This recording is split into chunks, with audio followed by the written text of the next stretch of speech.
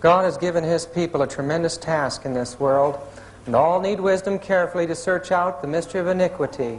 In the very time in which we live, the Lord has called His people and has given them a message to bear. He has called them to expose the wickedness of the man of sin. Testimonies to Ministers 1:18, and in Great Controversy 6:06 we read, "The sins of Babylon will be laid open, the fearful results of enforcing the observances of the church by civil authority, the inroads of spiritualism, the stealthy but rapid progress of papal power, all will be unmasked, and by these thousands who have never heard words like these before will be stirred." In the ancient world, the ancient system of pagan idolatry gave place to the monstrous cathedrals that exist in Europe today. But still on these cathedrals we see remnants of the origin of this system. Spain reached a tremendous climax during the 15th and 16th century in her colonies around the world. And we see in Spain the great power of the Catholic Church. It was in Spain that the Inquisition was set up with a tremendous power. 68 million people were destroyed there alone. The early Christians had spent many years suffering at the hands of persecution, and as the church became corrupt, they separated. We find in the history of the Waldenses by Wiley and the Waldenses by Claudiana, a book written in Rome, that the early Christians who wanted to stay pure and stay faithful to the apostolic faith removed themselves into the mountains and the remote areas of Europe, and there they raised their families. But even there the armies of Rome found them. The church was now the destroyer, and some of the most horrible scenes in the history of the world took place at that time. These people tried to have religious freedom. They worshipped in groves and trees and in caves of the earth, but even there the long arm of Rome found them. Their valleys were fairly silent just before the time of Martin Luther. But when they heard of the great Reformation that was taking place in Germany and in Switzerland, they sent representatives and they joined the Reformation, and a tremendous movement took place against the power of Rome. And so Satan moved. In Great Controversy 2:34 we read, "At this time the order of the Jesuits was created, the most cruel, unscrupulous, and powerful of all the champions of popery, cut off from earthly ties and human interests, dead to the claims of natural affections, reason and conscious holy silence. They knew no rule, no tie, but that of their order, and no duty but to extend its power. There was no crime too great for them to commit, no deception too base for them to practice, no disguise too difficult for them to assume. Vowed to perpetual poverty and humility, it was their studied aim to secure wealth and power to be developed to the overthrow of Protestantism and the reestablishment of the papal supremacy. When appearing as members of their order, they wore a garb of sanctity, but under the blameless exterior, the most criminal and deadly purposes were often concealed. It was a fundamental principle of the order that the end justifies the means. By this code, lying, theft, perjury, assassination were not only pardonable but commendable when they served the interests of the church." In The Power of the Jesuits by Philip Miller and this book, The Jesuit, Their Spiritual Doctrine and Practice, we get a history of the Jesuit order. We find that Inigo, the father of the order, was born in the Valley of Loyola in northern Spain. Here he was born to a wealthy family. There today is a tremendous monastery to the Jesuits and a magnificent chapel illustrating how much they honored this man and the wealth of that order. The castle next to it is where Ignatius was born. Ignatius, as a young man, was a violent, brutish sort. The police records of the day said violent, vindictive, and dangerous. He was a proud young man and involved himself in many of the sins and evils of the day. He wanted to be a great commander, but unfortunately in a battle with the French in Pamplona, he shattered his leg. And now his plans for the future as a great warrior were ended. There, while he was recuperating, he read books about the saints and about Jesus. These were fanciful books about the saints, about the miracles and the things they could do. He envisioned Christ as a great commander, and now he, as a saint, would capture the world for Jesus Christ. He had had a nervous breakdown, and this concept illustrated the condition that his mind was in. Now, as a cripple, he made his way all the way across Spain to the mountains of Montserrat. There was an ancient sanctuary there, and in that sanctuary was housed a very sacred image to the Catholic Church. This image was called the Black Virgin of Montserrat. In this church, Ignatius spent 3 days making confession and spent an entire night standing before this virgin statue as a knight in a vigil. He committed himself to the baby Jesus and to Mary. And from there he determined to go to Jerusalem. And there in Jerusalem he determined that he would conquer the Muslim world for Jesus Christ. All the powers of Rome couldn't do it, and now he would do it. On his way, he found he couldn't go because Barcelona had the plague. And so he had to stay in this little town called Manresa for 10 months. There in that town, as we arrived there, we found a monstrous institution of the Jesuits built over the place where Ignatius stayed there. It was a cave. 10 months in the cave, he tortured his body and his mind until, in exhaustion, he began to have dreams and visions. He claimed that the secret doctrine of the Catholic Church was taught to him in this place.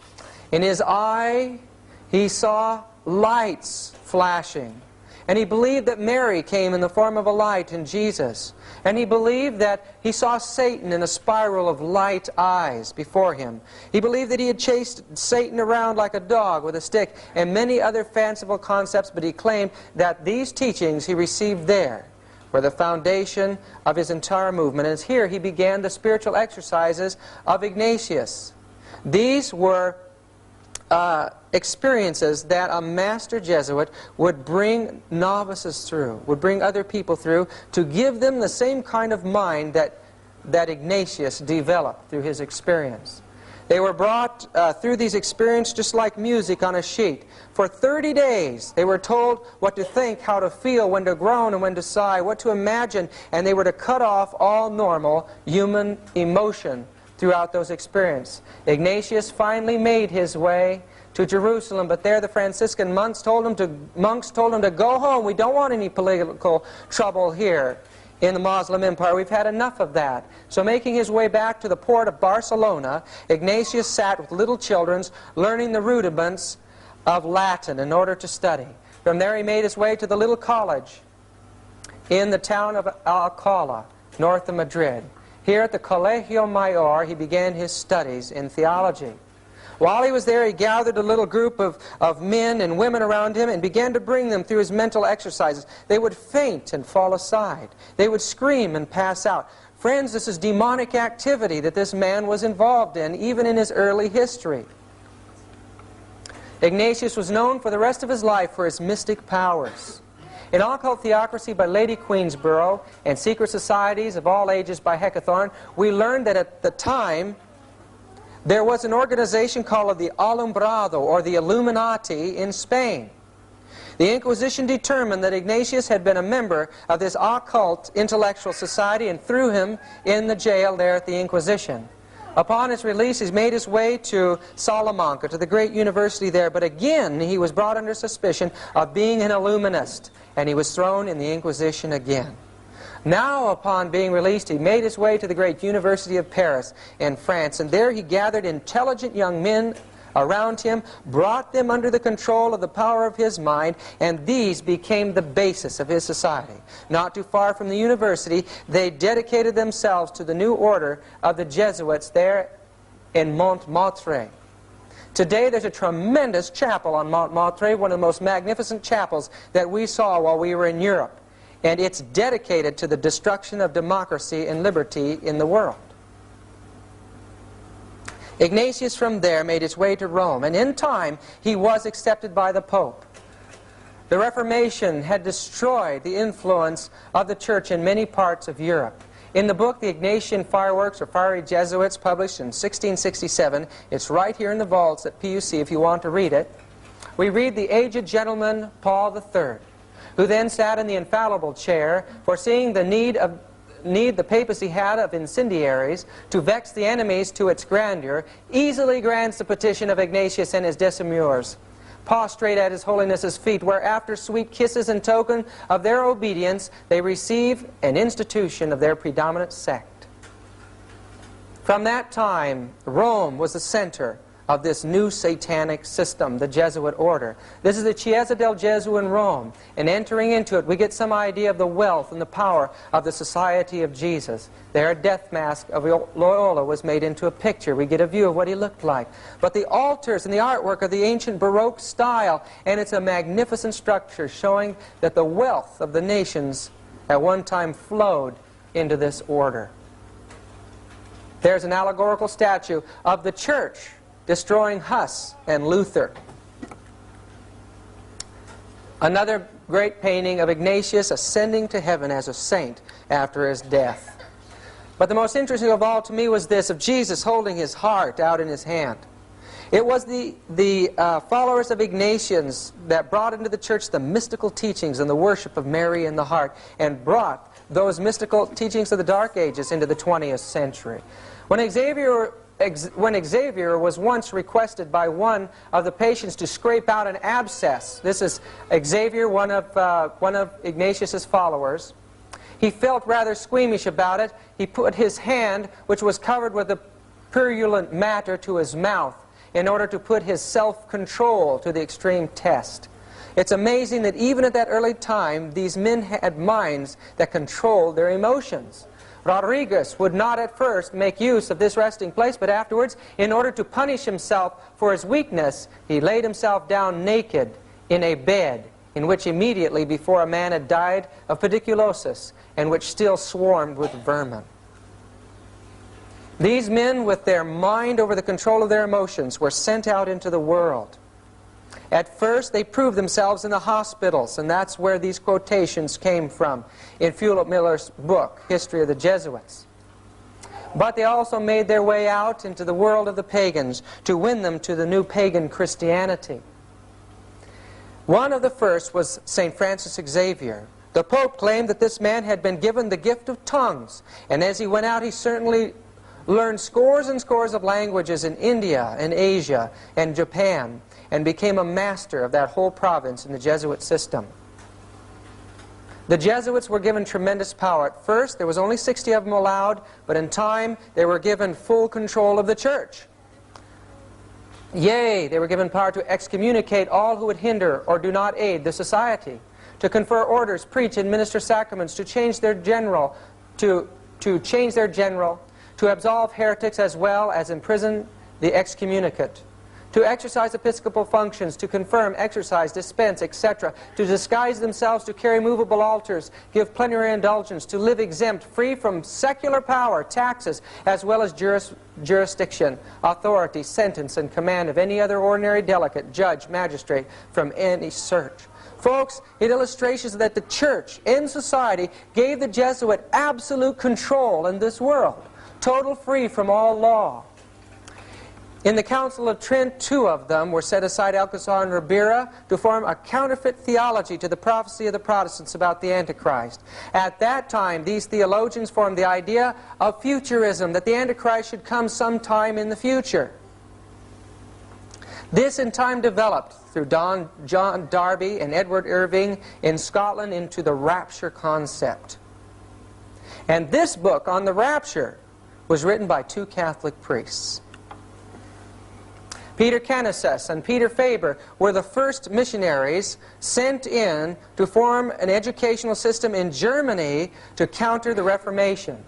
The Jesuits became the educators and the controllers of the mind of children and the generations that were coming up. They became the great moral theologians and fought the Protestant concept of predestination. They taught free will, but merged with their free will was the idea that an individual through his own works could become perfect and gain merit on his own.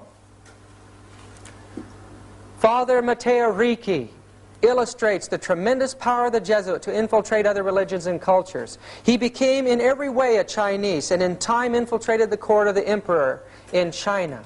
These Jesuits could read and learn the language and the religion better than the people, become the teachers of the people, and then insinuate Roman Catholicism, eventually opening up these magnificent courts to the Catholic missionaries. They entered into the primitive and poor areas of the world, and thousands of pagans were gathered into the Catholic Church through these men. But they had a secret way of doing it.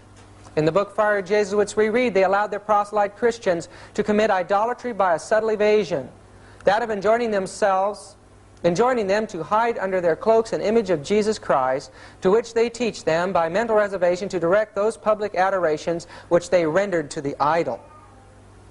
The Jesuits infiltrated the other orders. They took over the head and the control of the Inquisition from the Dominicans. They turned it into a tremendous engine, a terrible power that wiped out thousands and millions of people. In Gurry's Doctrines of the Jesuits we read it was Loyola himself who procured the erection of the Inquisition in Portugal. It was at the hands of the Jesuits that millions of people suffered the most horrible deaths. Terrible suffering that goes beyond our imagination today. These people did not realize that as they were persecuting these people, as they were torturing their flesh and causing every nerve in the body to scream in pain, they were causing the sufferings of Jesus Christ himself in his people. In Fox's Book of Martyrs and other books it tells about the tremendous campaigns that raged against those who had fled into the mountains to have religious freedom. In time, all of the Albigensian race in southern France were completely genocide, exterminated from the earth. Not one was left. And the Waldenses in northern Italy were exterminated to the place where there was only a few thousand left, and they had made their way over the Alps to Geneva. The record of history has been rewritten, folks, by the Roman Catholic religion. The Jesuits became the controllers of history, and thus the record of millions of faithful souls is not available to us. The Spirit of Prophecy tells us that that record is written in heaven. The church, every time she wanted to evangelize or infiltrate another area of the world, set up schools or colleges there in Rome. This became the origin of the Pontifical Gregorian University. Its purpose is for the subversion of the world. They sent up houses of the Jesuits and magnificent schools which gave some indication of the tremendous wealth of this order. Europe was being covered by the Jesuits. In the Ignatian fireworks we read, or we notice on the back page, it shows the Pope heating the fire that burned London in the 17th century. And it shows Jesuits under the control of the Pope starting fires in every country of the world. These Jesuits believed diabolical and witchcraft doctrines. At the heart of that order was occult teaching. From a Jesuit creed by John Battista Posa, he says, "I believe in two gods, one is Son, Father, and Mother metaphorically according to a temporal generation. The other metaphorically Mother and Father according to a temporal generation, and what is consequent hereto, that the common term Mother, Father may be equally attributed to God and the Blessed Virgin, as if they were both hermaphrodites, sexually male and female." This is raw pagan teaching in the raw sense of the word. In the book, again, the Fiery Jesuits, they affirm that the diligence of an expert conjurer in diabolical arts may well be thought worthy of a reward, and that a fortune teller is not obliged to restitution if he hath consulted the devil, nor to confession, though he hath expressly invoked the devil, and that it is lawful to consult a conjurer. It was the Jesuits who became the masters of astrology in the Dark Ages. They led out in the schools of teaching astrology in the Vatican. Folks, this chart was made by a famous Jesuit Kircher, and it's astrological healing. In the Soul Hustlers by Rennie Norbergen, an illustration that their teachings on astrology and their occult beliefs in the heart of that system has never changed. Rennie Norbergen in this book quotes Jean Dixon as saying, "As a child I was taught Chaldean astrology by a wise and wonderful man, a Jesuit priest." I don't see how anything can be, I don't see how anyone can say that astrology is wrong. After all, he was a man of God. Jean Dixon in the world is one of the most popular clairvoyants and astrologers today, and we understand now that she was taught that by the Jesuits. In Gurry's Doctrine of the Jesuits, this also is available in the library here at PUC, we learn the secret of how the Jesuits became the masters of the confessional.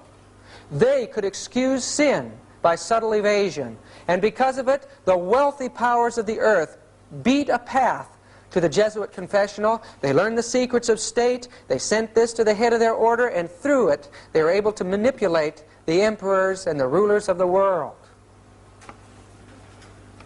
Henry IV had them in his kingdom, and we find that that the Lewises surrounded themselves with Jesuits and used them as confessors and to run their government. But this Louis the 15th was a homosexual. No wonder he needed a Jesuit confessor. As we were going through Versailles, we were told that in this room, this was the bed of Louis, and as the heads of state came in each morning to talk over state matters, he would grab one of them, pull them in bed, and pull a curtain around him, and after sodomy was over, they would continue the state talks. And his confessor was a Jesuit. The Jesuits got used to the wealth of the world. They lived in luxurious palaces like this, being confessors to the priests and kings, and they became the wealthiest group in the world. Through their influence in France, one of the most horrible massacres that took place in history took place. Publicly, the church appeared to be uniting with the Protestants just as they are today, friends. And secretly, they planned the slaughter in 1572, where 25,000 Huguenots alone were slaughtered in Paris and over 65,000 throughout France. Because of this, the governments recognized the danger of the Jesuit order, and they began to be expulsed from various countries of this world. They were kicked out of Paris. They were kicked out of Portugal, where they had gained tremendous power. They were removed from Spain. The governments realized that the wars and the troubles were being caused by the Jesuits. And now the Jesuit order went through all the terrors of the Inquisition. It was at this time in history that the Jesuits were taken, and they were thrown in prison. They were thrown on ships and forced to stay on these ships without toilet facilities until disease destroyed their bodies and racked their souls. The Jesuit order's power, the secret of its power, is in its structure. One man stands as all-powerful at the head of it. The provincial is a man that is all-powerful within his area, submitting to the general, and then the superiors are in control of the Jesuit individuals. But at any time they can go around their superiors to the one above him, keeping a check and balance situation. The local, yokel, individual Jesuit is part of an elaborate system of espionage, and they report on each other too, keeping a balance. They report to their superiors, who in turn report weekly to the provincial. Tremendous bodies of knowledge go into the provincial from all over their provinces. The provincials give a summary report monthly to the general, but superiors can go around their provincial, and thus a check and balance is kept all the way to the top. Even the general himself is subject to a council of 6 elected by the general congregation. 4 are elected from 4 different countries. One as an advisor and a military commander, and the other is the general's confessor. One or the other of the latter two must be with him at all times. Occult Theocracy by Lady Queensborough, page 309 and 310. This man has held more power in this world than any other human being alive. Gurry's Doctrine of the Jesuits, we read, the general has usually stood towards the Pope, much as a powerful grand feudatory lord of the Middle Ages did towards a weak titular Lord Paramount, or perhaps as a captain of a splendid host of free champions, as he did towards a potentate with whom he chose to take temporary and precarious service. And the shrewd Roman populace have long shown their recognition of this fact by styling these two great personages the White Pope and the Black Pope. In truth, the society has never from the very first obeyed the Pope whenever its will and his happen to run counter to each other. In the book The Fiery Jesuits, we read about the power again. Jesuit power arrived to such an height that when the Italian de Acquaviva came to be Father General, he gave his hand to be kissed as the Pope his toe. In their constitution, the Father General is called Dei Legatus, or Christi Vicarius, one of which, having the title, regarded not the Pope's message, though sent to him by 2 cardinals, enjoining everyone in the society to acknowledge Christ present in their general. The Jesuits tell us our Father General, as all know, governs Rome itself and the Popedom. We make war at our pleasure between one prince and another, between a prince and his subjects, usurp dominion over cities and countries, fearing no discovery of our actions, since our commerce is chiefly with great men. We know every public secret, and can in a singular way dispatch heretics and enemies of the Roman court. The view of Ignatius is so great that in the book Fiery Jesuits we read that in the University of Krakow in 1627, Ignatius is portrayed as holding the world in his hands and fire streaming forth from his heart with his motto, "I came to send fire into the world." And look at this blasphemy from a sermon by F. Doza, J.S., quoted in the Fiery Jesuits, "In these last days God has spoken to us by His Son, Ignatius, whom He hath appointed heir of all things, by whom also He made the worlds." What do these people believe about Ignatius anyway? The grand rule of the order is that an inferior readily to declare his assent and consent to a superior in active obedience when he says the snow is black or the crow is white. To yield perfect, absolute, and unlimited obedience to him they call Christ's vicar. By the abdication of their own will and judgment, they are the staff in the old man's hands. We should always be ready to accept this principle. I will believe that the white that I see is black if the hierarchical church defines it. The Spiritual Exercises of Ignatius here, page 141. This is the order of induction in the Jesuit system. First those studying to enter the order, the novices. Then the scholastics, the great teachers, the temporal ruling over the houses and the schools, and the coadjutors finally, the agents that carry out the responsibility of aiding in the world projects. Then, and only then, this mass of Jesuits can be initiated into the actual order of the Jesuits, the profess of the three vows and the profess of the four vows.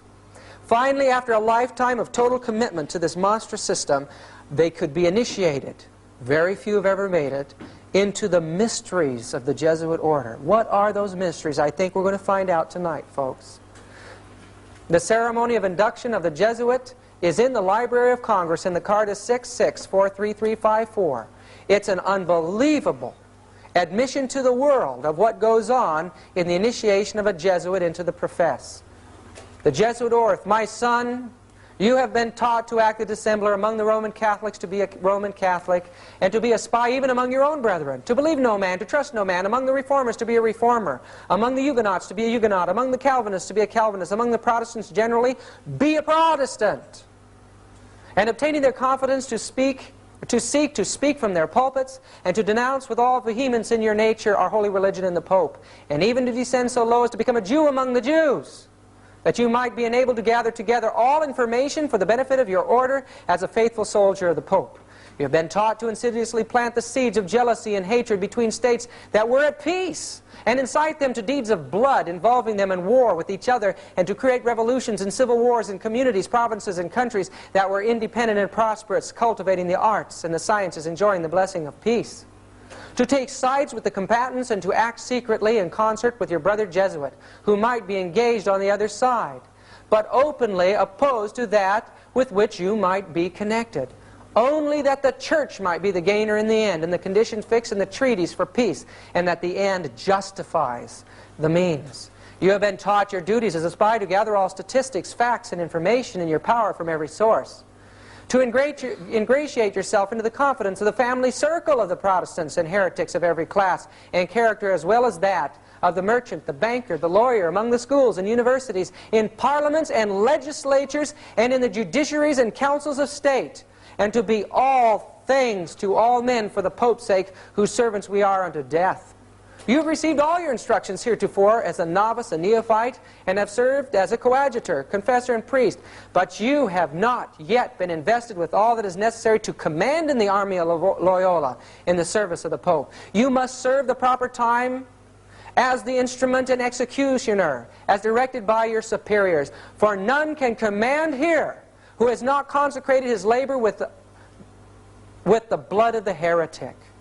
For without the shedding of blood no man can be saved. Therefore, to fit yourself for your work and make your own salvation sure, you will, in addition to your former oath of obedience to your order and allegiance to the Pope, repeat after me. I promise and declare that I will, when opportunity presents, make and wage relentless war, secretly or openly, against all heretics, Protestants, liberals, as I am directed to do, to extirpate and exterminate them from the face of the whole earth, and that I will spare neither age, sex, condition, and that I will hang, burn, waste, boil, flay, strangle, bury alive these infamous heretics, rip up the stomachs and wombs of their women and crush their infants' heads against the walls in order to annihilate forever their execrable race. That when the same cannot be done openly, I will secretly use the poisoned cup, the strangulating cord, the steel of the poniard, or the leaden bullet, regardless of honor, rank, dignity, or authority of the person or persons, whatever they may be their condition in life, either public or private, as I, at any time, may be directed so to do by any agent of the Pope or superior of the Brotherhood of the Holy Faith, the Society of Jesus. Could they carry out these kinds of monstrous oaths?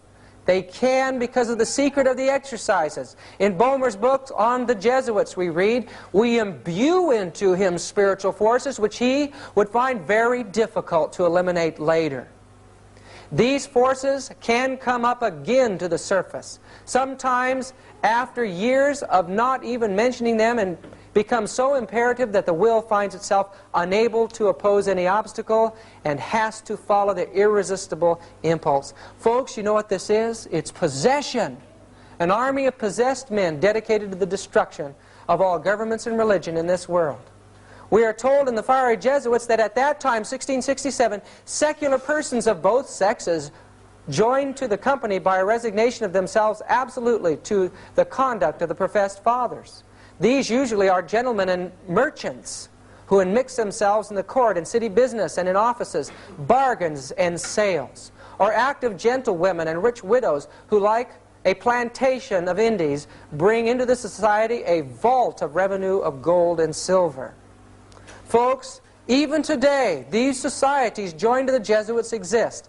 This is the Society of the Knights of Columbus. There is a women's side to that as well.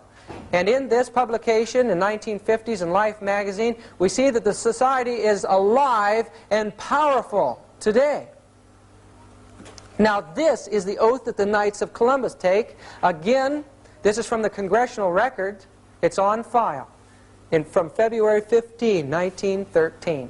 And here it says, and I'm quoting from it, not all of it here, we don't have time. I will place Catholic girls in Protestant families, that a weekly report may be made of the inner movements of the heretics, that I will provide myself with arms and ammunition, that I may be in readiness when the word is passed, or am commanded to defend the church either as an individual or with a militia of the Pope. This is in 1950s, folks, or 1913.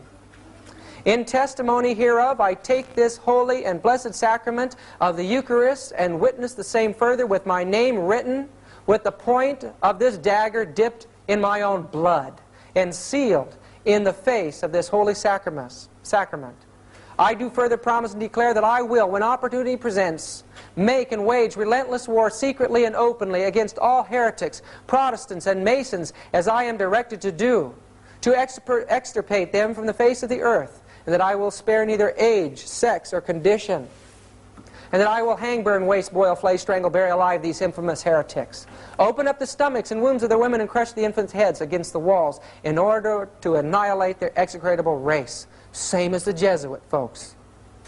That when the same cannot be done openly, I will secretly use the poisonous cup, the strangulation cord, the steel of the poniard, or the leaden bullet, regardless of honor, rank, dignity, or authority of the person, whatever may be their condition in life, either public or private.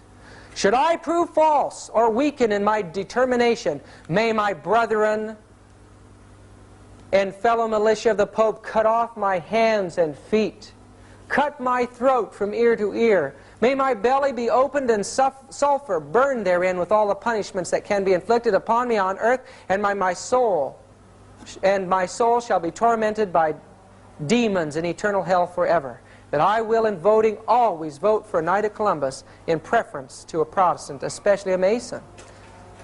In the book Catholic Power Today, we read that at this time, now in the 1970s, and 80s, the Catholic Church now has adopted simultaneously with carrying on the old traditional religious organization, a strategy of gradualness directed at the smooth identification of her most advanced weapons of penetration. Hence the creation of a peculiarly suited religious, semi-religious, and even lay bodies whose aim is to infiltrate the various strata of society. The last few decades have seen the multiplication of such movements of penetration labeled secular institutes. Their members generally are people who, although laymen, have the same fervor and determination to fight for the church as have the traditional religious orders. Thus, while taking the vows of poverty, chastity, and obedience, they do not wear special clothes, have ordinary jobs, and mainly live at home. They avoid the spotlight and keep their membership a secret, not only from their own offices or factories, their co-workers and friends, but even from their own families. This termite-like secret army is a vast international. The growth of these semi-lay and lay orders, whose members are unrecognizable even to Catholics themselves in these last few decades, has been phenomenal, particularly in Protestant England and the United States. Catholic Power Today, Arrow, Manhattan, page 33. That's a book to get and study, folks.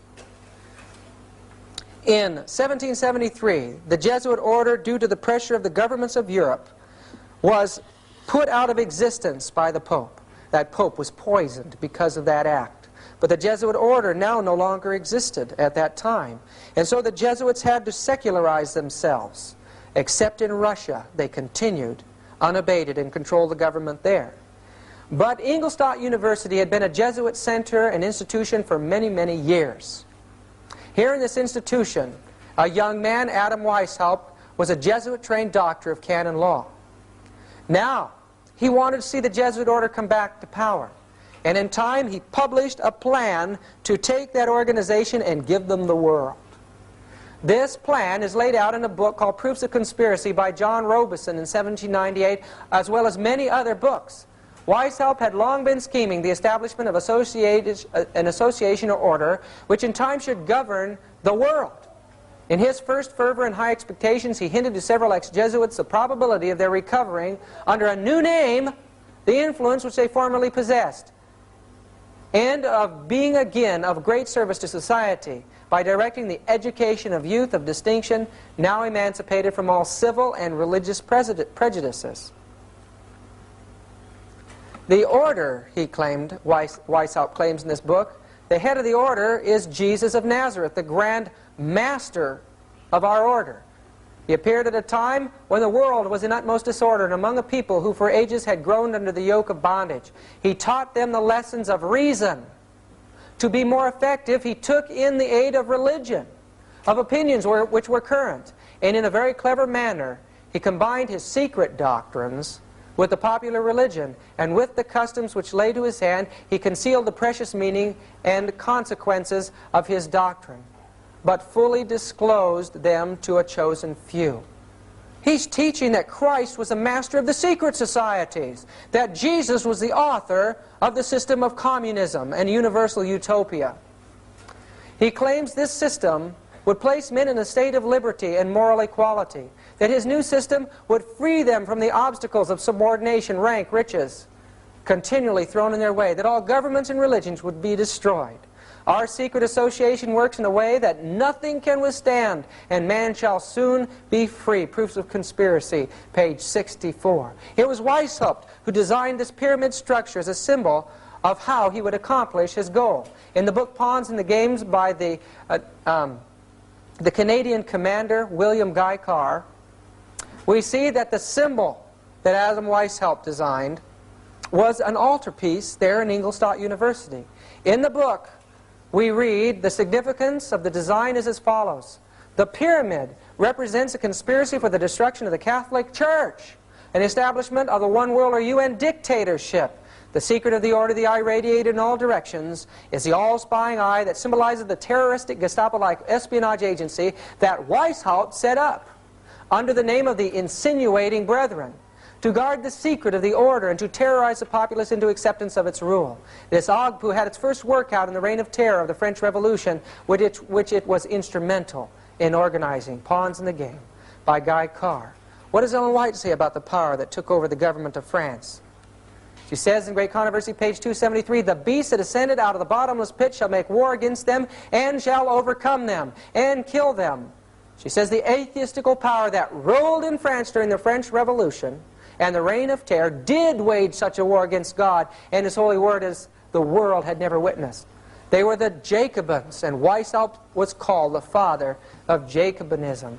So this new satanic power that rose up in the heart of the Jesuit order now became a power warring against the Word of God to destroy all religions. In the book Pawns in the Game we read, it should be noted that this insignia acquired Masonic significance only at the merger of that order with the order of the Illuminati, Weishaupt's organization, in the Congress of Wilhelmsbad in 1782. So Masonry has been infiltrated by the Illuminati. The picture of the eye in the pyramid can be found on books fomenting the ideas of Weishaupt, which caused the French Revolution. And what a horrible revolution it was. Ellen White says it prefigures an event to take place in this entire world. Human beings were slaughtered mercilessly at that time as God's Spirit was withdrawn. The first power to suffer was the church and the heads of state. This was Louis XVI trying to flee the country, and Marie Antoinette destroyed. When Jim and I went into East Berlin, we visited a museum there on communism. And there we found that one of their main displays in the history of communism was a display on the French Revolution as part of the origin of the communist movement in this world. In fact, the term communism comes from the French word commune, where this thing originated. In time, a man by the name of Lemny, and then this man, Mazzini, became a leader in the world revolution, but not fully inducted into the secret orders. And it says, research dug up letters from Mazzini which revealed how the high priests of the Luciferian Creed keep their identity and true purpose secret. In a letter Mazzini wrote to his revolutionary associate, Dr. Bridenstine, only a few years before he died, he said, "We form an association of brothers in all parts of the globe. We wish to break every yoke. Yet there is one unseen that can be hardly felt. Yet it weighs on us. Whence comes it? Where is it? No one knows, or at least no one tells. This association is secret, even to us, the veterans of the secret society. Even to those involved in leading out in world revolutions, it was a secret society controlling them behind the scenes." This man took over after Mazzini. He was a commander in the Southern armies. After the war, he settled down to study in Arkansas. And from there, this man with a tremendous mind became one of the world's most renowned authorities on pagan idolatry. He became the leader of the Illuminati in time. This that I'm about to read is a letter to the Palladian Council, written July 14, 1889, from Albert Pike. He, like Weishaupt, was the head of the Luciferian conspiracy in his day. Pawns in the Game by Guy Carr. And here is the letter. That which we say to the crowd is we worship God, but it is a God that one worships without superstition. The religion should be, by all us initiates of the high degree, maintained in the purity of the Luciferian doctrine. Yes, Lucifer is God. And unfortunately, Adonai, the name they give the Christians, is God also, for the absolute can exist only as two gods. So they're saying that Jesus, or God, is both good and evil. And the good part of it, they're saying, is Lucifer, and the evil is Jesus Christ. Thus, the doctrine of Satanism is a heresy. They don't believe in Satan. They believe that Jesus is evil, not Satan. And the true and pure philosophical religion is the belief in Lucifer, the equal of Christ, or Adonai, but Lucifer, God of light and God of good, is struggling for humanity against Adonai, the God of darkness and evil. Albert Pike. Isn't that amazing what these people believe? They're worshippers of Lucifer. And friends, this is their plan. We shall unleash the nihilists and the atheists, or the Nazis, he says here. Those who are working in favor of the Christian world, the atheists who are working against it. And we shall provoke a formidable social cataclysm, which in all its horror will show clear to the nations the effect of absolute atheism, the origin of savagery, and the most bloody turmoil. Then everywhere the citizens obliged to defend themselves against the world minority of revolutionaries will exterminate those destroyers of civilization, and the multitude, disillusioned with Christianity, anxious for an ideal, but without knowing where to render its adoration, will receive the true light through the universal manifestation of the pure doctrine of Lucifer, finally out in public view, a manifestation which will result from the general reactionary movement which will follow the destruction of Christianity and atheism, both conquered and exterminated at the same time. They want another war, folks. It was Albert Pike who laid out the plan for 3 world wars. 1, to open up Palestine, 2, to form a state in Palestine between the 2nd and 3rd, to raise the Arab world and the world of Israel, and once they were armed and ready, and the world was siding on one side or another, they would form an international war. And that war is on our horizon today. Ellen White told us in Evangelism, page 623, a power from beneath is working to bring about the last great scenes in the drama. Satan coming as Christ and working with all deceivableness of unrighteousness and those who are binding themselves together in secret societies. Those who are yielding to the passion for confederacy are working out the plans of the enemy. The cause will be followed by the effect. For 100 years, we may have had the privilege of knowing what was going on in those secret societies through inspiration. An example of the kind of mind that exists in the spawn of the Jesuit order can be seen in this man, Aleister Crowley, who was a 33rd degree Mason. Aleister Crowley, 33rd degrees. Aleister Crowley was also a member of the Kabbalistic organization of the Golden Dawn in London. And here is his law. Do what thou wilt shall be the whole of the law. Every man and every woman is a star. Man has a right to live by his own law. Man has a right to eat what he will, drink what he will, dwell where he will, move where he will. Man has a right to think what he will, speak and write whatever he will, and make what he will. Man has a right to love as he will. Take your fill and will of love, where and when you will. Man has a right to kill those who would thwart these rights. The slave shall serve. Do you like that law? It sure appeals to the carnal heart. And this law is spreading among the masses of the world today. It's the mind of Satan, folks. Secret societies and subversive movements by Nesta Webster tells us that this conspiracy took place among the Jews. And I'm sure that much of it has taken place in the Sanhedrin circles. But the fiery Jesuits describes clearly that the control of the money in this world is in the hands of the Roman Catholic Church today, and especially in the hands of the Jesuits. They're the ones that claim to become the Jew among the Jews. They're leading out in the Zionist conspiracy. It was their interests that fomented the writing of the Communist Manifesto. It was their interests that financed this man to go in, Lenin, to go in and cause the revolution. The church was hoping to conquer the Eastern Orthodox Church.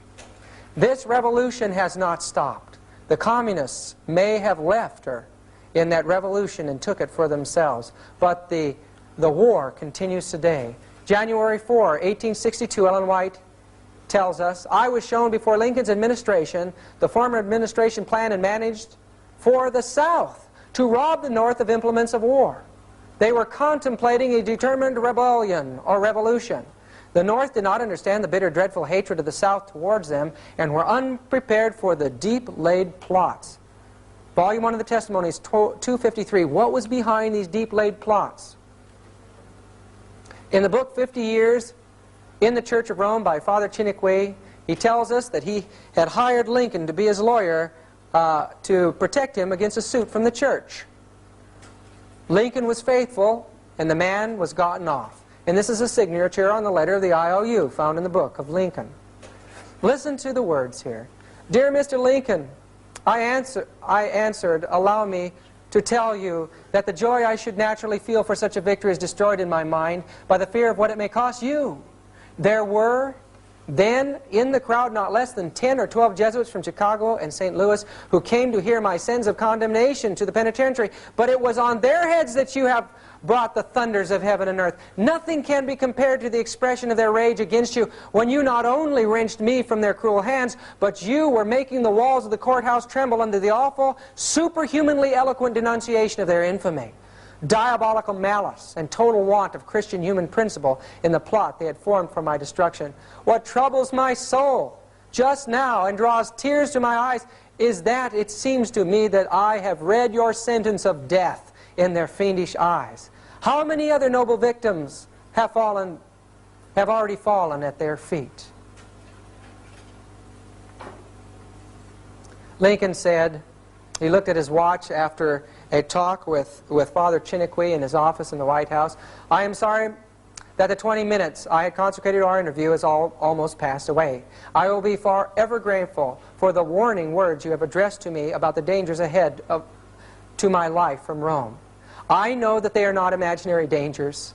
If I were fighting against a Protestant South as a nation, there would be no danger of assassination. The nations who read the Bible fight bravely on the battlefields, but they do not assassinate their enemies. The Pope and the Jesuit, with their infernal Inquisition, are the only organized powers in the world which have recourse to the dagger of the assassin to murder those whom they cannot convince with their arguments or conquer with their sword. Unfortunately, I feel more and more every day that it is not against Americans of the South alone I am fighting. It is more against the Pope of Rome, his perfidious Jesuits and their blind and bloodthirsty slaves, than against the real American Protestants. Here again we read from the words of Abraham Lincoln. Those antisocial laws today are written on her banners with blood of 10 million of martyrs. It is under those bloody banners that 6,000 Roman Catholic priests, Jesuits, and bishops in the United States are marching to the conquest of this republic, backed by their 7 millions of blind and obedient slaves. Those laws, which are still the ruling laws of Rome, were the main cause of the last rebellion of the southern states. Yes, without Romanism, the last awful civil war would have been impossible. Jeff Davis would never have dared to attack the North had he not had assurance from the Pope that the Jesuits, the bishops, the priests, and the whole people of the Church of Rome, under the name mask of democracy, would help him. These diabolical anti-social laws of Rome caused the Roman Catholic rear guard to be the man chosen to fire the first gun at Fort Sumter. Is it not an absolute absurdity, says Lincoln, to give to a man a thing which he has sworn to hate, curse, and destroy? And does not the Church of Rome hate, curse, and destroy liberty of conscience when she can do it safely? I am for liberty of conscience in the noblest, broadest, highest sense, but I cannot give liberty of conscience to the Pope and to his followers, the papists, so long as they tell me through their councils, theologians, and canon laws that their conscience orders them to burn my wife, strangle my children, and cut my throat when they find their opportunity. This does not seem to be understood by the people today. But sooner or later, the light of common sense will make it clear to everyone that no liberty of conscience can be granted to men who are sworn to obey the Pope, who pretends to have the right to put to death those who differ from him in religion. He says the common people see and hear the big noisy wheels of the Southern Confederacy cars. They call them Jeff Davis, Lee, Toombs, Beauregard, Simmons. And they honestly think that they are the motive power, the first cause of our troubles. But this is a mistake, says Lincoln. The true motive power is secreted behind the thick walls of the Vatican, the colleges, schools of the Jesuits, the convents, nuns, and the confessional boxes of Rome. There is a fact which is too much ignored by the American people, and with which I am acquainted only since I became a president. It is that the leading families of the South have received their educated in great part, if not in whole, from the Jesuits and the nuns. Now, after the assassination of Lincoln, this brother Chiniquy is talking in the book. After I mixed my tears with those of the grand country of my adoption, I fell on my knees and asked my God to grant me to show to the world what I knew to be the truth, that horrible crime was the work of popery. And after 20 years of constant and most difficult researches, I came fearlessly today before the American people to say and prove that the President Abraham Lincoln was assassinated by the priests and Jesuits of Rome. In the book of the testimonies given in the prosecution of the assassin of Lincoln, published by Ben Pittman, and in the 2 volumes of the trial of John Surratt in 1867, we have the legal and irrefutable proof that the plot of the assassins of Lincoln was matured, if not started, in the house of Mary Surratt. But who were living in the house at that time? The legal answer is the most devout Catholics in the city. The sworn testimonies show more than that. They show that it was the common rendezvous of the priests of Washington. These people were Roman Catholics. It was a Jesuit conspiracy that destroyed Abraham Lincoln. The church planned the destruction of the world and the regaining of its power through world wars. And this is brought out in this book, The Secret History of the Jesuits. She tried with Bismarck to get him to fight for her, to Kaiser Wilhelm to get him to fight for her. And in time, she brought about the reaction of the Serbians against her effort to force them to Catholicism, an assassination attempt on one behind the Catholic plot. And that led to the first great war, the First World War. In time, this man, Pius XI, brought to power Mussolini in a desire to regain some political power. in time, in 1929, the Lateran Treaty was signed, and the church was given money and some land. But more than that, prestige again among the nations, and Mussolini was raised to power in Italy. In this book, The Destruction of Freemasonry Through a Revelation of Her Secrets, by General Erich Ludendorff, he brings irrefutable evidence, the evidence of court records before us in that book, that in Germany, in the secret societies, the Andrean Mason lodges there, they were planning on using the German people as a takeoff point for a war. What was the purpose behind that war? We discover it clearly. This is the Nuncio Pacelli from the Vatican to Bavaria.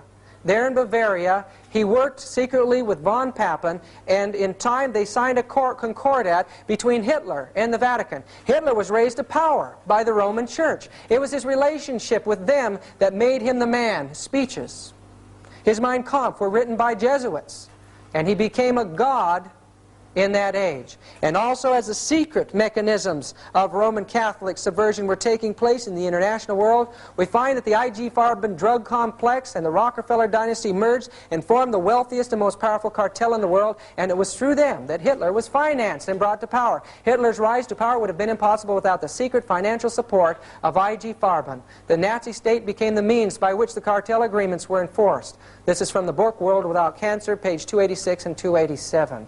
Hitler himself stated, "I learned much from the order of the Jesuits. Until now there has never been anything more grandiose on the earth than the hierarchical organization of the Catholic Church. I transferred much of this organization into my own party."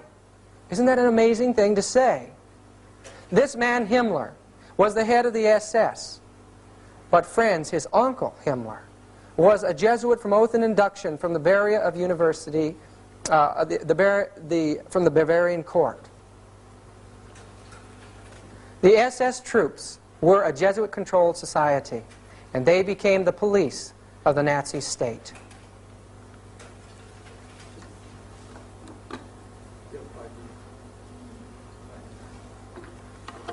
This book, Smokescreens, reveals a tremendous involvement of the Roman Catholic Church in the slaughter of millions of people. Here it quotes Hitler as saying, "As for the Jews, I am just carrying on with the same policy which the Catholic Church has adopted for 1,500 years.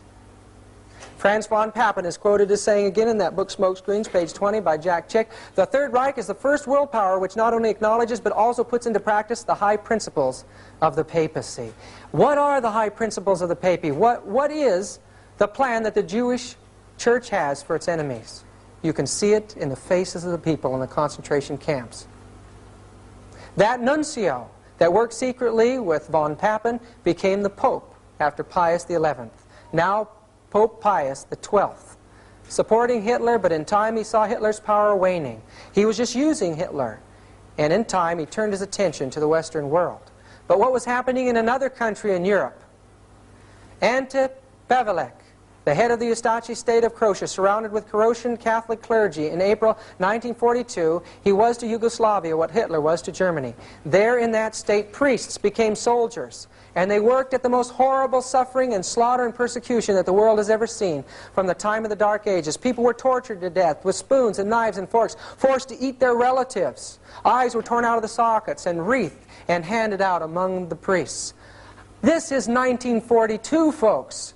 It shows that if she gains power, she will return to the apostasies of the ancient time. This man was responsible for opening up trade with Russia and recognizing a political connection with Rome. He also placed this Masonic symbol on our dollar. Novus Ordo Seclorum, a new world order. The reverse the seal of the United States of America, according to Manly P. Hall, an expert on Masonic lore. Not only were many of the founders of the U.S. government Masons, but they received aid from a secret and august body existing in Europe which helped them to establish the United States for a peculiar and particular purpose known only to the initiated few. The Great Seal, says Hall, was the signature of this exalted body, and the unfinished pyramid on its reverse side is a trestle board setting forth symbolically the task to the accomplishment of which the U.S. government was dedicated from the day of its inception. Who dedicated this country? Many books have been published now that make it clear what took place during the years after the Second World War. First, the church joined itself to the United States through Cardinal Spellman. Then, Russia, realizing the responsibility that the church had in the Russian Revolution, realized that the entire balance of world power could be swayed by being involved in Vatican politics. So a Catholic Pope now in 1958 comes to the throne in the Vatican. And what does he do? He establishes the Great Vatican Council for bringing the governments and the churches of the world into a great communist society. They invited priests and the reverends and religious leaders from all over to join in their talks. What was happening here was an effort to unite the world and paralyze her enemy. In Catholic Power Today by Avram Manhattan we read, "The Catholic Church's offer for reunion to all Christian churches not in communion with her is a magnificent ecclesiastical Trojan horse, a means to penetrate their citadels and accomplish their capture and final capitulation." Catholic Power Today, page 22. And this is how she plans to do it. She will support any military or economic force or movement that would maintain things while she is in power. If she can't accomplish it that way, she'll mobilize her religious and diplomatic power to counteract against her opponent in the event she fails to crush it another way. But finally, her last bid is forming an alliance with it, characterizing her joining it. In special circumstances, even leading it, as she's doing today in the great movement for peace and disarmament in the world and the ecumenical movement. This is one of her last assaults. She led out in the charismatic movement secretly, and in time, as it passed the borders of the Catholic Church, and Protestants saw that now the Catholic Church was speaking in tongues. These are Catholic priests. Catholics and Protestants together in great revival meetings will be speaking in tongues together. Some of these folks will be speaking in rosaries, while the others beside them are speaking in tongues. It seems to adapt itself to every religious climate today. Spiritualism has joined Christianity. It was this Pope, the next Pope to take office, Paul VI, that took over the world in a great movement of ecumenism. He finished up the work of the Vatican II. Here he is uniting himself with the Greek Orthodox Church. And we find that today, because of the great ecumenical movement that was begun and is sponsored by the Roman Catholic Church, the Protestants are paralyzed. They no longer speak out against Rome. This man here is Walter Martin, Dr. Walter Martin. Supposedly he's a great man in the evangelical circles. He accuses the Seventh-day Adventist Church of being a cult because they claim Ellen White is a pope, or they take Ellen White, he says, as a pope. And yet he will not call the Catholic Church a cult. He says she's a Christian church today. What is happening to the Protestant world? It was the Catholic Church that opened up her doors and invited the communist heads of state in. Here's President Tito from Yugoslavia in meeting with the Pope at the Vatican. Pope Paul VI became the communist Pope, the Pope of the proletariat, mingling among the workers in the various areas of the world. They even devised an entirely new image of Jesus for the populaces now in the Marxist Catholic system. Jesus was depicted as a white-collar worker, and posters were put in the factories of the third world countries.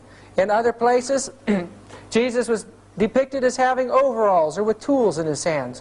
Christ was now that God that many years before Adam Weishaupt had pointed out that he was.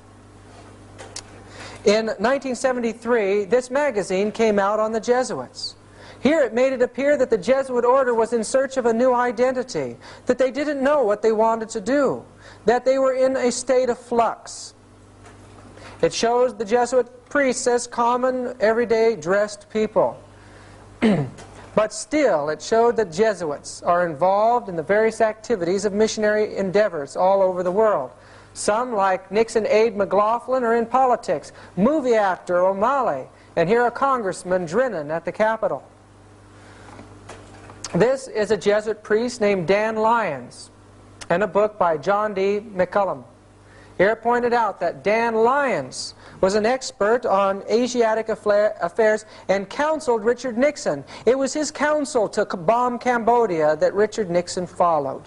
Here he is with Commander Abrams, working in Vietnam. How far have these men gone?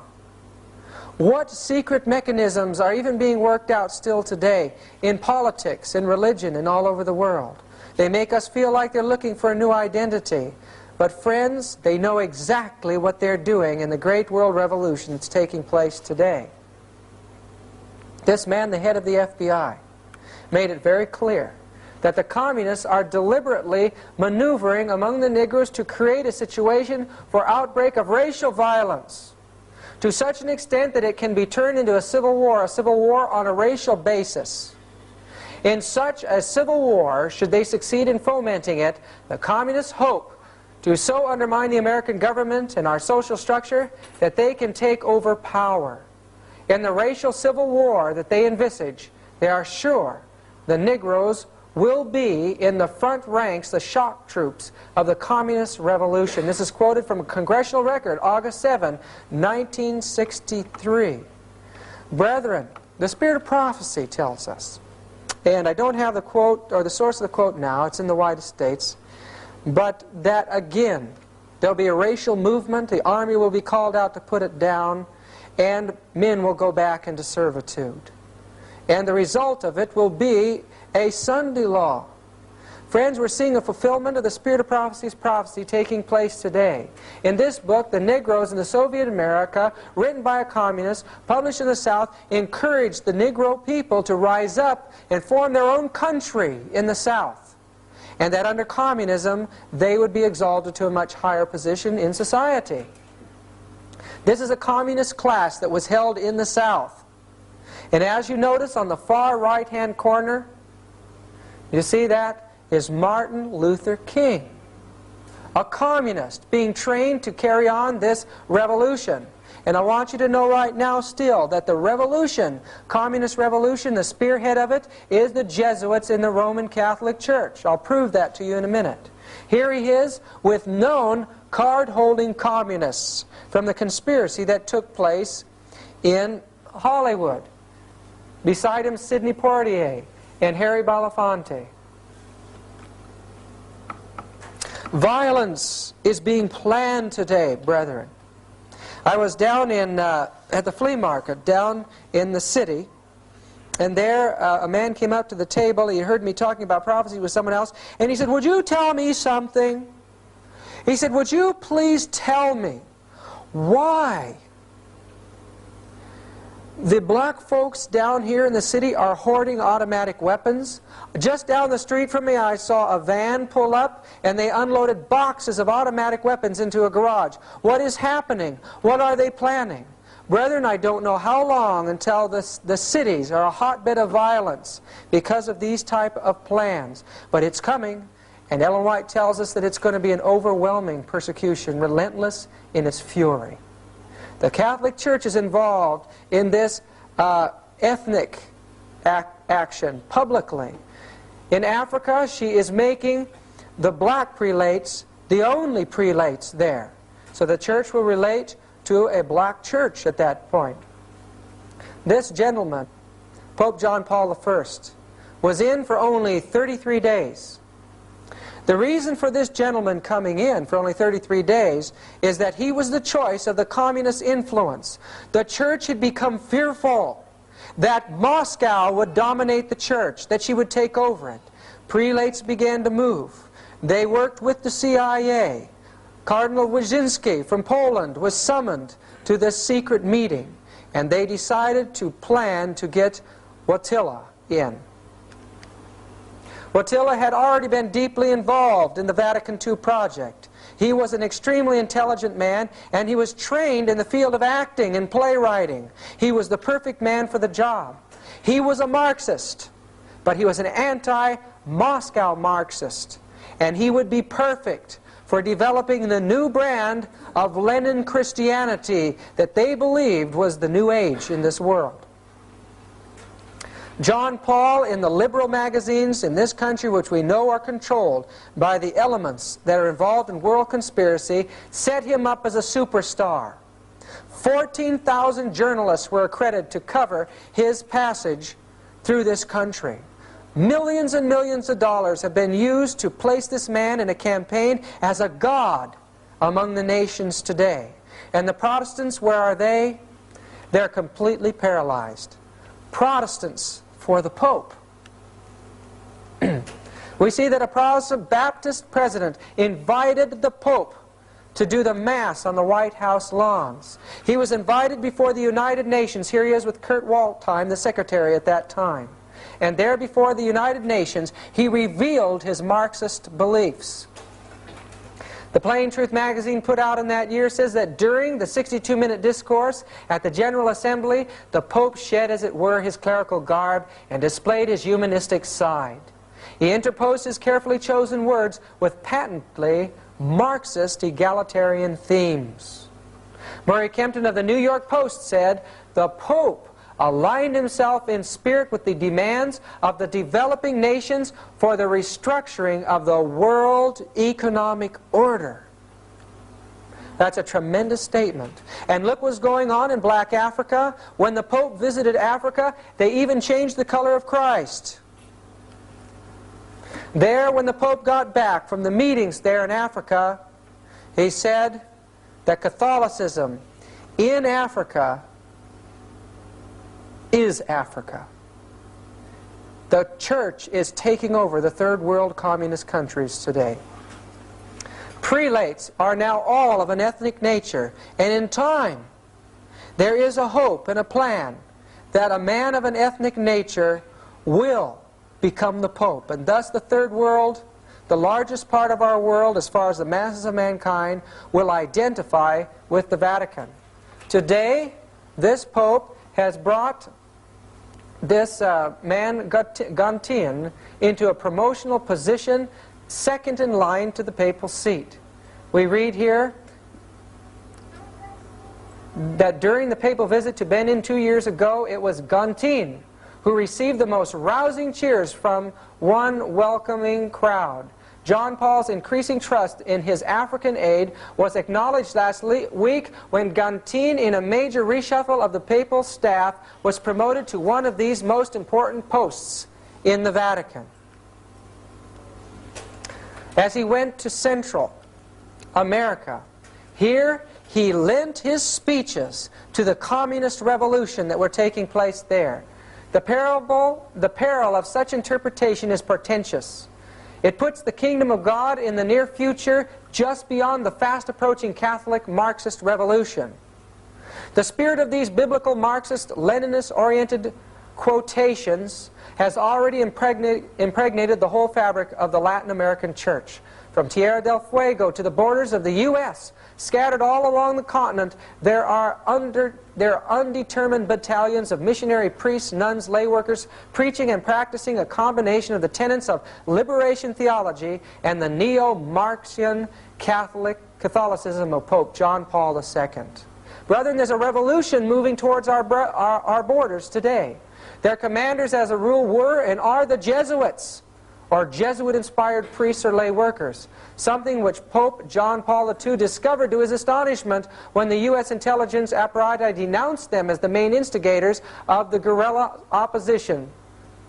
Guerrillas opposition mostly against Latin American administration, financed and militarily supported by the U.S. Individual Jesuits at times acknowledged their involvement in the revolution. Father Luis Pellicer, for instance, when he testified in San Salvador, December 12, 1981, before an audience of diplomats and newsmen, admitted that he had served an active guerrilla group for almost 15 years. That's clear back to, at this point, when this was published, that would be clear back from 1965. They have been leading out in the communist revolution of Central America. He stated that he had joined the guerrillas in Guatemala, and from there he had helped to prepare the ground for the guerrillas in El Salvador. Every Jesuit in Central America, he commented, is actively serving God, not God, but Marxism and revolution. That is from the book, The Vatican-Washington-Moscow Alliance by Avro Manhattan. Get it, brethren, and read that book and be aware of the rise of Catholicism today in politics. As we visited the ancient center of the Waldensian religion in Torre Pellice, we were disappointed. There for 3 days,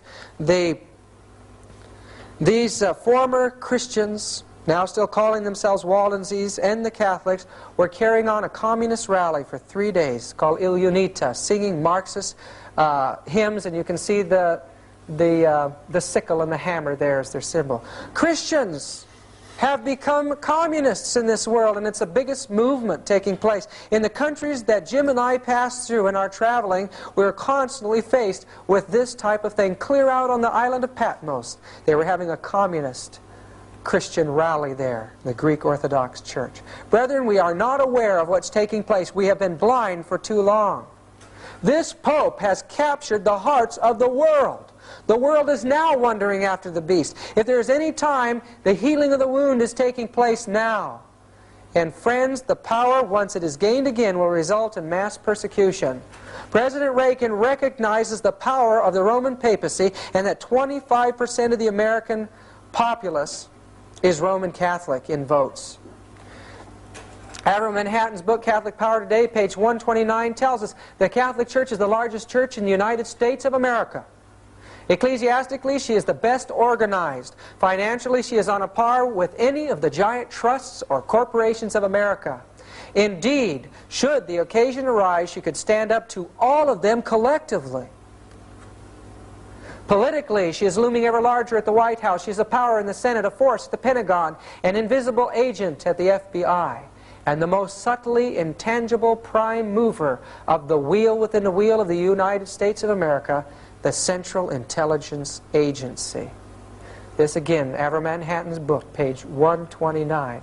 There is a reason why Ronald Reagan is behind something that the American people were shocked about. A U.S. and Vatican forming a link. Here we find that it wasn't the last official Vatican ambassador was in 1867. And remember that during this time there was a revolution taking place in Italy.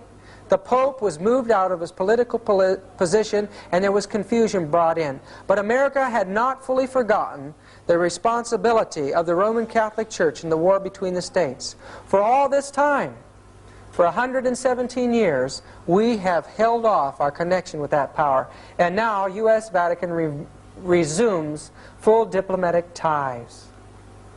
What does it say? The step announced here at the Vatican was described by officials of the Reagan administration as an attempt to improve communications at a time when Pope John Paul has become increasingly involved in international affairs. What's happening in our affairs here in the United States? The Protestants have been consistently moving into the arena of politics. There is a revival of religion in legislature today. Many of the old concepts that were revived before, men have forgotten that they were religious. A one-world judicial court was fomented by the National Federation of Churches, the National Council of Churches. Social Security was a religious issue, and now many religious issues are covering the books of law today. What's going to happen as a president in this country has to capitulate to the religious forces? We read on April 23, 1984, in Spotlight magazine, Reagan orders concentration camps. Mass detention facilities, otherwise known as concentration camps, are being set up at a number of major U.S. military installations on the secret orders of President Ronald Reagan. The Spotlight has learned that on April 5, the White House issued a highly classified national security decision. The first roundup and publicly announced one will be of illegal aliens and refugees. A military source told Spotlight, but under the secret provisions of Rex 84 there will be also broad arrests of security suspects who can be held in these centers under this emergency order whether they're U.S. citizens or not. And this is the thing that alarms me. It says, according to these sources, the primary goal of the vast police operation condemned by Rex 84 is to detain and deport illegal immigrants. But these sources say Rex 84 has another, even more closely guarded and carefully orchestrated objective: to apply the so-called capture and custody measures against political opponents, resistors, or even outspoken critics whom the administration considers dangerous. We know that recently President Reagan met with the Pope in Alaska, and there he assured the Pope that we would become involved in world projects with the Roman Catholic Church. What if our country, our legislature, becomes so increasingly involved with religion and politics that it recognizes the message of God through the Adventist people as a challenge to that power? We'll be put in concentration camps. Ellen White tells us in Great Controversy, page 564 and 571, let the restraints now imposed by secular governments be removed, and Rome be reinstated in her former power, and there would speedily be a revival of her former tyranny and persecution. The Protestant churches are in great darkness, or they would discern the signs of the times. The Protestant church is far-reaching in her plans and modes of operation. She is employing every device to extend her influence and increase her power in preparation for a fierce and determined conflict to regain control of the world, to reestablish persecution, and to undo all that Protestantism has done. She has clothed herself in Christ-like garments, but she is unchanged. Every principle of the papacy that existed in past ages exists today. The doctrines devised in the darkest ages are still held by her. Her spirit is no less cruel and despotic now than when she crushed out human liberty and slew the saints of the Most High. It is a part of her policy to assume the character which will best accomplish her purpose. But beneath the invariable appearance of the chameleon, she conceals the invariable venom of the serpent. Folks, it doesn't make any difference what face she presents before the world. It could be claiming to forgive her assassin. It could be claiming to feed the poor. It could be anything, but God has shown us under inspiration that the plan is to paralyze mankind into not seeing her as dangerous when she plans their destruction. The churches in this world, the Spirit of Prophecy tells us, still house beneath them dungeons, places where in the past torture was carried out, and implements of torture. And we understand again by the Spirit of Prophecy that those tortures will be resumed again whenever she has her opportunity. Brethren, we face a serious decision. We face a having to give up our life in this world to do God's will. Every major destroying movement from the turn of the century and even before the great wars were an effort by this demonic power to regain possession of the entire world. And brethren, the piece of cake today is much bigger than it has ever been before. If she could ride upon the nations and control them, she would never again fall. And she believes that she'll do that. In Revelation we read that she says, I sit a queen. And she doesn't believe that she'll ever see that sorrow again. How will she accomplish it in this age? I'd like to read to you from Education by Ellen G. White, page 227 and 228. Spiritualism asserts that men are unfallen demigods, that each mind will judge itself, that true knowledge places men above all law, that all sins committed are innocent, for whatever is right, and God doth not condemn. Brethren, this is the teachings of the occult world. These were the teachings that Adam Weiss helped, and his co-conspirator Jesuits and others that were brought into the Luciferian conspiracy taught, that brought about the destruction of France and the revolution spreading to the world. At the same time, anarchy is seeking to sweep away all law, not only divine but human. The centralizing of wealth and power. Is that happening today? The vast combinations for the enriching of the few at the expense of the many. The combinations of the poorer classes for the defense of their interests and claims. Brother, everything from terrorism to the man walking down the street with a poster is that movement today. The spirit of unrest, of riot, and bloodshed. The worldwide disseminations of the same teachings that led to the French Revolution.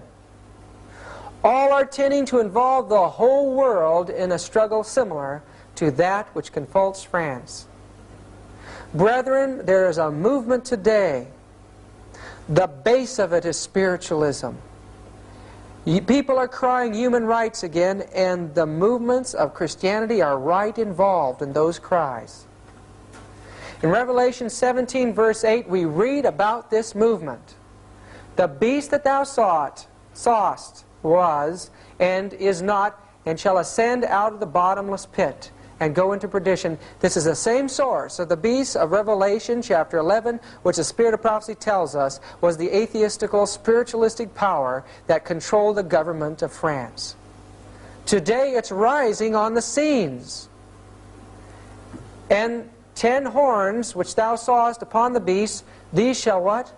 Hate the whore, and shall make her desolate and naked, and shall eat her flesh, and burn her with fire. The very power that she wants to ride upon, the very power that she feels is going to set her up above the nations, is the very power secretly that is working for her complete destruction. And brethren, her destruction is not just the destruction of the Catholic Church, but she is the mother, and the harlots are the Protestant world.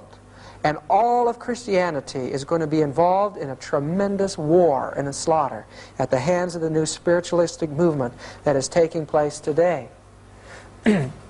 Ancient spiritualism had to work in secret and was a novelty to many people for many years. But recently it has become the fastest growing movement in the world. Since 1976 and 77, the teachings of witchcraft have become the predominant religion in the world today. In this book by Marilyn Ferguson, The Aquarian Conspiracy, we are taught that in this day and age, the greatest minds, the most powerful people in the world, and people on the grass level are organizing. They're working together, though maybe unseen, in legislative halls and in schools, in Christian churches. They are working together to bring about a great occult revival and a taking over of the world in this new age. And folks, they have control of the wealth. They have control of the scientific secrets. There is nothing that they cannot accomplish when their word says go, except that God is holding back the winds. These people can control your mind and control your heart. Ellen White tells us that Satan will work through the sciences of psychology, phrenology, and animal mesmerism. He will use hypnotism on the masses at the end of time. Where is our protection against this great final effort? Brethren, it's only that we are possessed entirely by the Spirit of Jesus Christ. We could not expect to escape the delusion that's coming and the overpowering delusion of Satan as long as one part of our being is still on Satan's ground.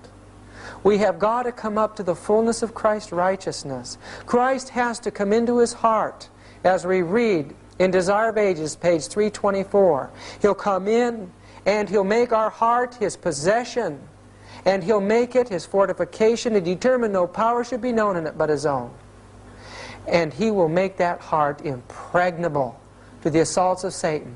At some point in the experience of the Adventist people, we've got to face the fact that we have to settle into the truth of justification so that we can no longer be moved.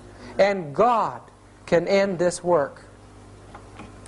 This mind of Ignatius Loyola is the dark, vile mind of the Dark Ages, and yet through the initiation and through the exercises of Loyola, that mind from the Dark Ages of papal supremacy controls the most brilliant minds in the world today.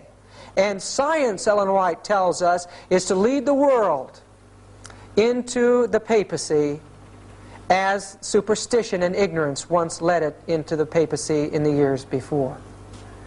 Their schools and their universities cover the world, and in the United States they're everywhere. Thousands of Jesuits continue to graduate every year, and now the people have no knowledge of what their plans are for the world.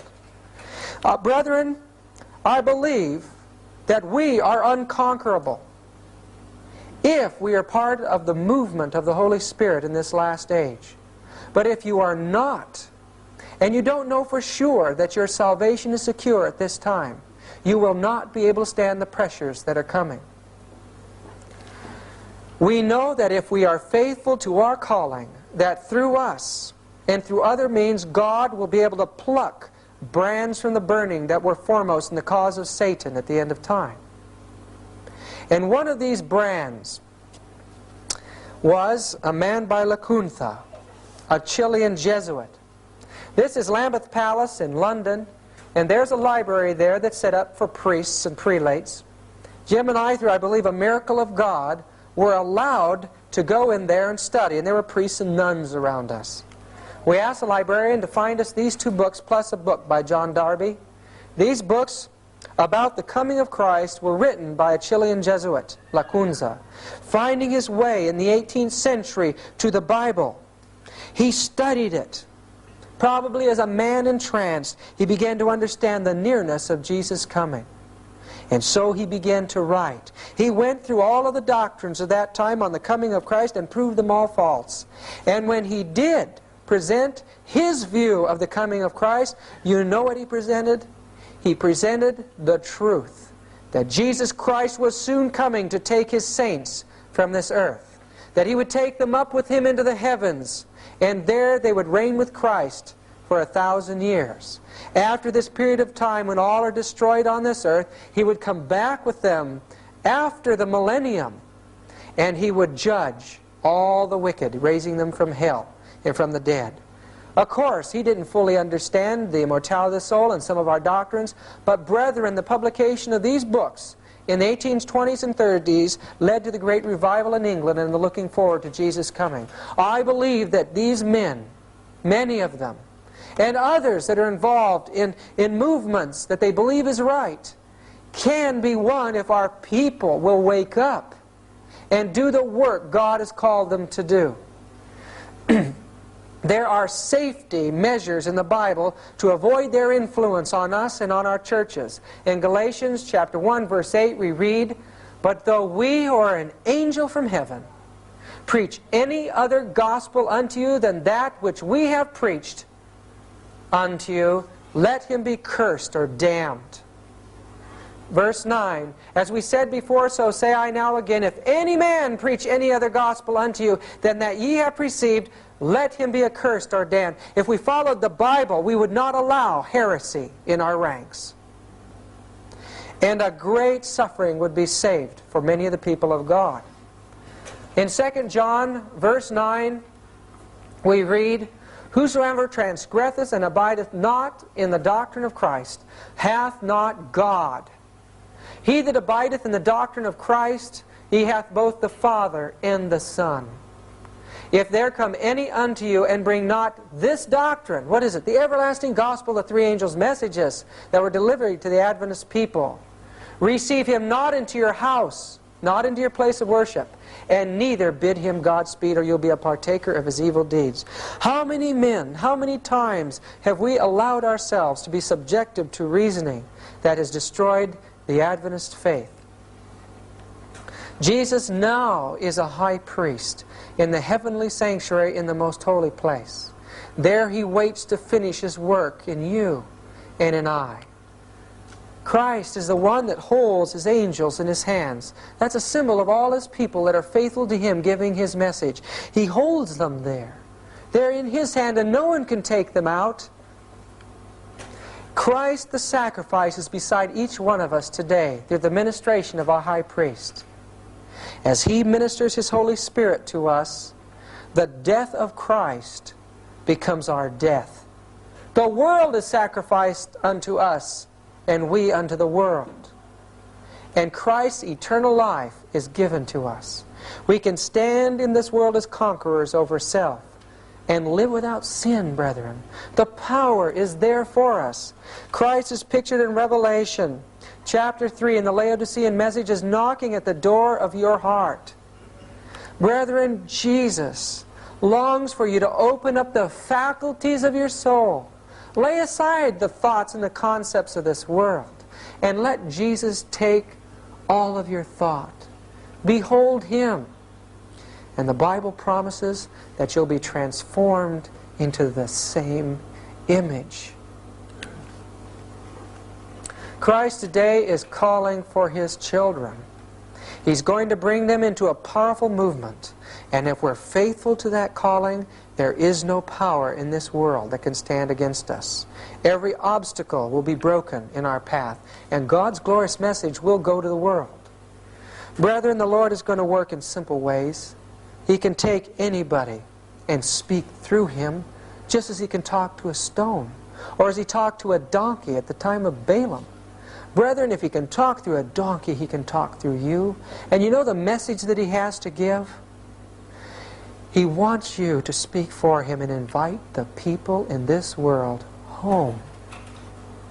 He wants you to tell them to prepare to meet their God who's coming soon.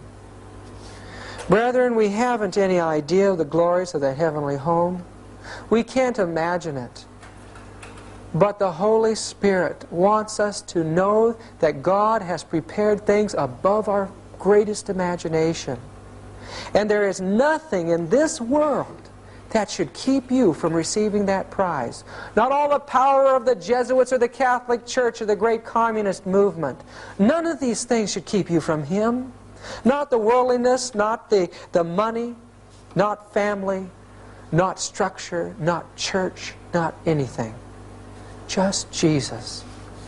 And He can bring you in. And He can seal you for eternity.